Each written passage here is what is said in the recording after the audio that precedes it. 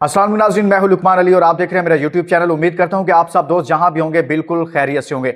नाज़रीन, आज इतवार के रोज पाकिस्तान क्रिकेट टीम ने वेस्ट इंडीज को मुल्तान में टेस्ट मैच में शिकस्त दे दी है और आकिब जावेद का फार्मूला एक मरतबा फिर से चल गया है। मैं पूरी खबर आपके सामने रखता हूं, इस मैच की डिटेल।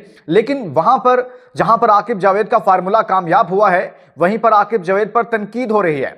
साबिक क्रिकेटर्स और कुछ क्रिकेट एनालिस्ट आकिब जावेद पर जो तनकीद कर रहे हैं, वो क्या मौकिफ ले रहे हैं इस फार्मूले से मुतालिक। वो कह रहे हैं कि आकिब जावेद पाकिस्तान की क्रिकेट को तबाह कर रहे हैं, पाकिस्तान की क्रिकेट की क्वालिटी को, उसके म्यार को आकिब जावेद जो हैं वो तबाह कर रहे हैं। लेकिन एक तरफ आपको जीत मिलती है, यानी कि जो फार्मूला है उसके नतीजे में आप जीतते हैं, लेकिन दूसरी तरफ से आवाज उठती है कि आप तो क्रिकेट तबाह कर रहे हैं। कौन कह रहा है, क्या कह रहा है और क्यों कह रहा है और इसकी लॉजिक क्या है, यह मैं आपके सामने रखूंगा।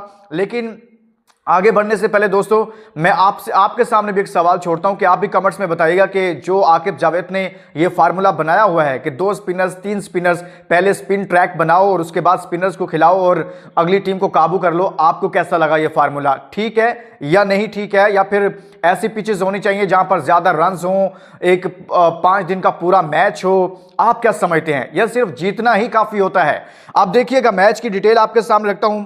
सबसे पाकिस्तान ने पहली इनिंग में आपको पता है 230 रन बनाए, दूसरी इनिंग में 157। वेस्ट इंडीज पहली इनिंग में 137 रन बना सका, दूसरी इनिंग में 123 रन पर आउट हो गया और पाकिस्तान की जानिब से जो टारगेट दिया गया था वेस्ट इंडीज को वो हासिल नहीं कर सका। और महज दूसरी इनिंग में वेस्ट इंडीज ने 123 रन बनाए और पाकिस्तान 127 रन से ये मैच जीता है। सबसे अच्छी जो परफॉर्मेंस है वो है साजिद खान की। 9 विकेटें ली हैं साजिद ने इस मैच में। पहले इनिंग में 4 विकेटें थी, दूसरी इनिंग में 5। लेकिन एक अच्छी चीज ये हुई है कि अबरार अहमद, जिन्होंने सिर्फ 1 ओवर करवाया था पहली इनिंग में जब बॉलिंग की, लेकिन दूसरी इनिंग में उन्होंने 11 ओवर्स करवाए हैं, उनको पूरा मौका दिया गया और अबरार ने भी 4 विकेटें हासिल की हैं। और इसमें सबसे अच्छी बात है कि रन्स बहुत कम पड़े हैं, यानी कि पाकिस्तान को एक और स्पिनर मिल गया है। टेस्ट में कहा जाता था कि जी अबरार अहमद सिर्फ और सिर्फ ओडीआई के लिए ठीक हैं, टेस्ट मैचेस के लिए ठीक नहीं है। लेकिन आज अबरार अहमद ने मुल्तान में साबित किया कि वो टेस्ट मैच में भी अच्छी बॉलिंग करने की सलाहियत रखते हैं। गो के ये पिच ऐसी बनाई गई थी जिसमें बहुत ज्यादा सपोर्ट मिल रही थी। नोमान अली ने दूसरी इनिंग में 1 विकेट हासिल किया 10 ओवर्स में, और पहली इनिंग्स में आपको पता है कि नोमान ने 5 विकेटें हासिल की थी। साजिद खान ने पहली इनिंग में 4 और दूसरी इनिंग में 5 विकेटें हासिल की हैं, और अबरार ने पहली इनिंग में 1 और दूसरी इनिंग में 4 विकेटें, यानी कि 5 विकेटें मजमूई तौर पर इस मैच में हासिल की हैं। पाकिस्तानी स्पिनर्स इस मैच में छाए रहे हैं, इस चीज को एक तरफ रखते हैं। अब जो मैं असल चीज थी जो आपके साथ डिस्कस करना चाहता था वो ये है कि एक तरफ तो आकिब जावेद एक फार्मूला बनाते हैं और उस फार्मूले के मुताबिक विकेट बनाते हैं, उस पर पंखे लगाते हैं, पिच को ड्राई करते हैं, हीटर्स लगाते हैं, और ये सारा कुछ करने के बाद वो इंग्लैंड जो पाकिस्तान से हार नहीं रहा था उसको हरा देते हैं, स्पिनर्स को खिलाते हैं।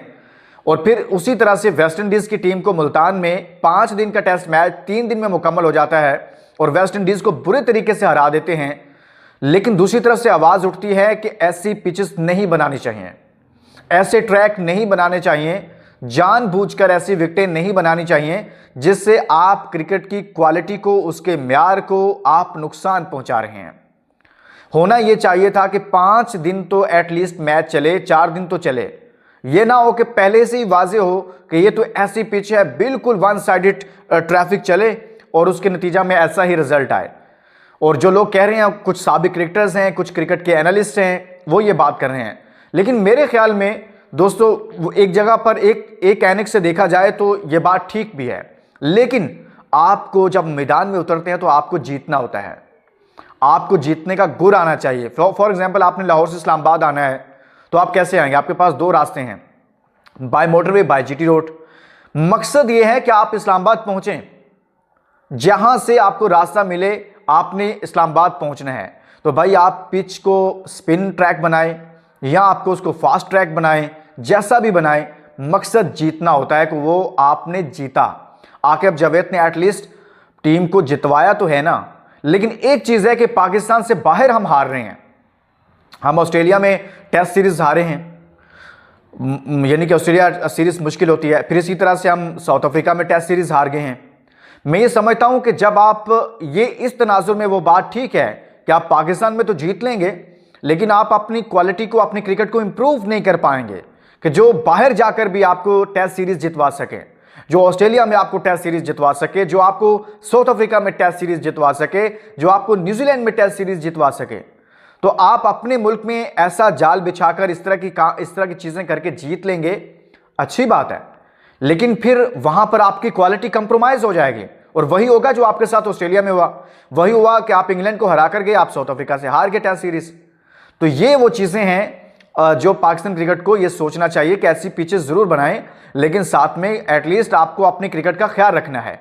लेकिन बाहर क्या पाकिस्तान नाज़रीन जीता है, और ये थोड़ा सा मैं इसमें ऐड करना चाहता था कि इससे ये नुकसान भी होता है और बहुत सारे लोग इस पर आवाज़ उठा रहे हैं। अब मैं कुछ डिटेल आपके सामने रखता हूँ। आपको पता है कि शान मसूद पाकिस्तान की तरफ से पहली इनिंग में 11 रन पर आउट हुए। मुकम्मल डिटेल सुनते जाइएगा। हुरैरा ने 6 रन बनाए थे, बाबर आजम ने 8 रन बनाए। बाबर इस मैच में बिल्कुल भी परफॉर्म नहीं कर पाए हैं, फ्लॉप हुए इस मैच में।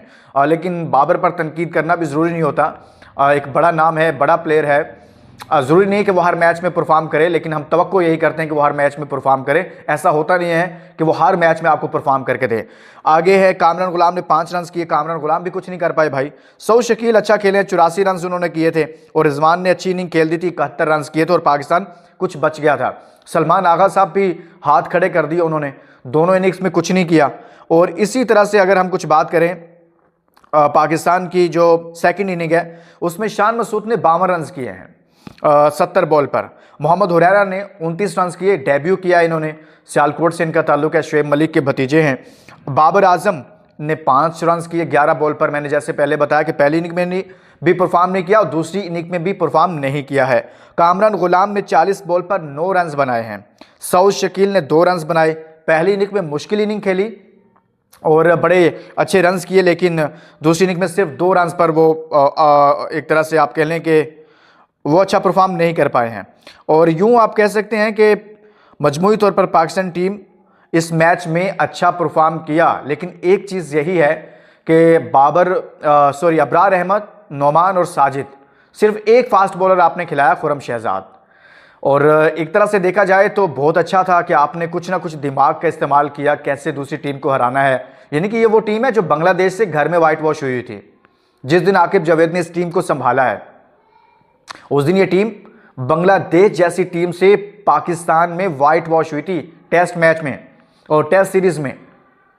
तो अब तो आगे चैंपियंस ट्रॉफी है। मैंने एक खबर आपको दी हुई है कि शान मसूद कैप्टन नहीं रहेंगे टेस्ट मैचेस के, टेस्ट फॉर्मेट के, सॉरी।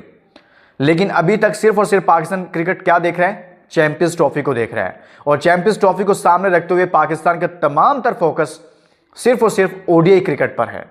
टेस्ट क्रिकेट में भी बहुत सारी तब्दीलियां आएंगी, ये मैंने आपको पहले वीडियोस में भी बताया हुआ है। और T20 के लिए भी एक नई टीम बन रही है जिस पर अब्दुल रज़ाक को टास्क दिया गया हुआ है। वो जो पावर हिटर्स हैं उनको तैयार कर रहे हैं, जो ऑलराउंडर्स हमें चाहिए होते हैं, जो मैच को फिनिश कर सकें, बॉलिंग भी कर सकें और आपके लिए तेज़ बैटिंग भी कर सकें, उनकी तलाश है। तो नई T20 टीम भी आनी है, टेस्ट टीम के लिए भी बहुत सारी तब्दीलियां आएंगी, लेकिन ओडीआई पर अभी फोकस है। चैंपियंस ट्रॉफी के बाद ये सारा कुछ होगा।